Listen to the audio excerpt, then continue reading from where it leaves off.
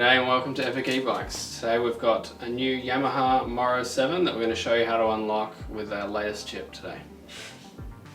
First thing we're going to do is remove the battery cover here with two T20 Torx for this particular bike.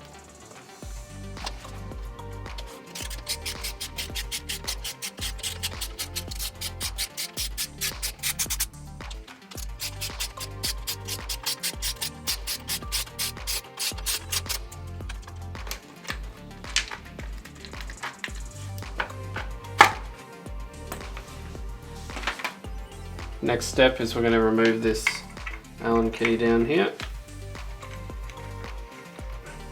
It's a 4mm Allen key. Next thing we do once this Allen key is loose is we pull the locking mechanism and flip it over. And then the battery will slide out. It springs out quite fast, so get a good hold of it so you don't drop it. Alright, now we're going to take off the crank. In this case it's an 8mm Allen key.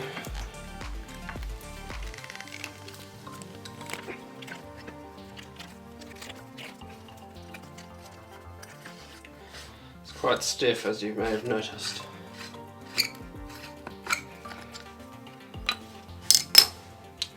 Next we're going to get a 2mm Allen key and undo this here, this here, and this here.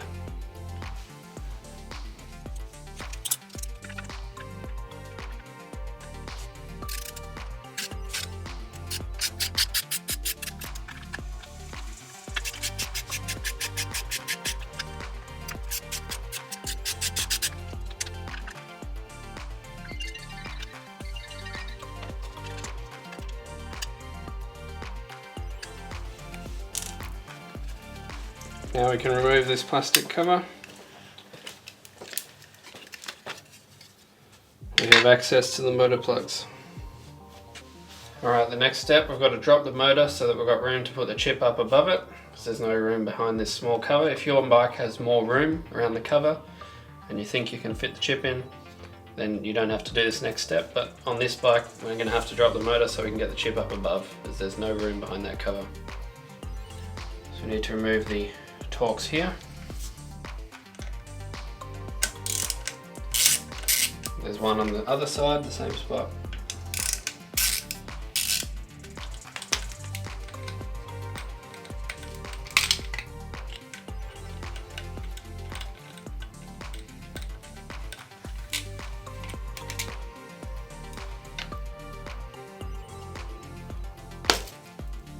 Next step, we're going to loosen this bolt, remove this one, and do the same on the other side.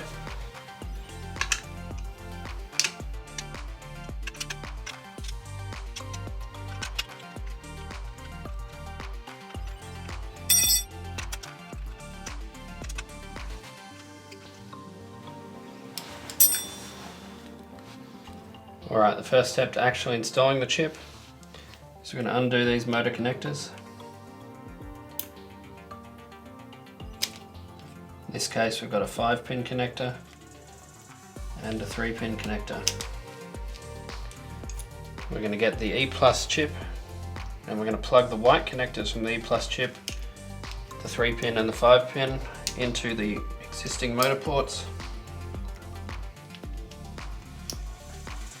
Then we're going to plug the motor wires into the chip plugs.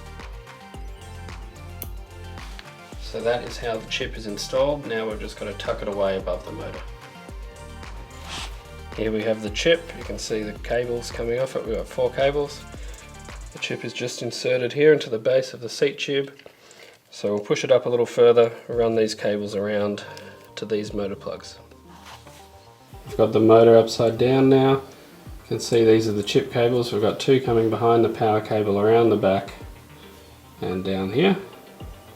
We've got 2 wrapped around under with the excess tucked under the motor. First thing we're going to do is turn on the bike. Then we're going to go to our phone and open the E+ tuning app. Once the bike's on, we're going to click scan to look for the chip. Now we can see the chips popped up. We're going to click on that and you'll see the details of the chip start to load. You'll see the firmware version, whether it's advanced or standard, wheel circumference and whether you want it unlocked when you turn the bike on or not. Click to the racing tab. We can now use speed unlock. This is how we activate the chip. So now the speed is unlocked to 50. We can change that to 35, 50 or 75. It's necessary to use the race mapping if you want it set to 75.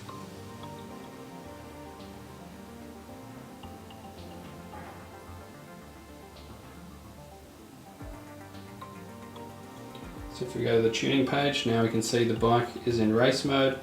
These E+ mappings allow you to change how the power is applied in a different way. So race is the most powerful mode, and then some of the other modes have different mappings that you can try as well.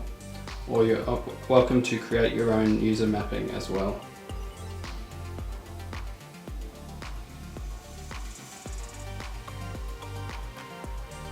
So here you can adjust the output at each speed set here, which will change how the bike feels to ride at those speeds.